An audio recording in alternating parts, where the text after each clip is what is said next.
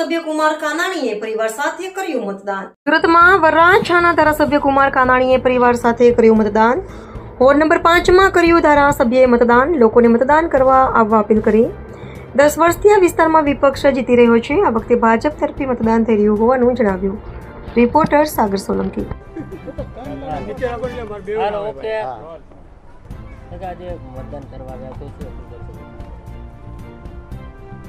આજે મતદાનનો દિવસ છે। વરાછાની જનતા આજે મતદાન કરવાની છે। 10 વર્ષથી આ વિસ્તારના અંદર જે વિપક્ષો જીતી રહ્યા છે, પરંતુ 10 વર્ષના અનુભવના આધાર પર લોકો હવે એને ઓળખી ગયા છે।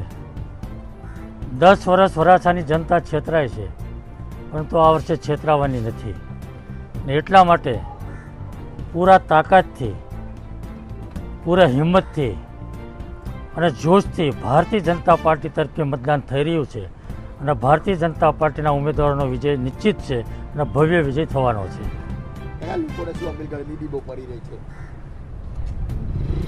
હું મતદારોને વિનંતી કરું છું કે ગરમી છે, ઉનાળો છે, પરંતુ આ રાષ્ટ્રીય પર્વ છે।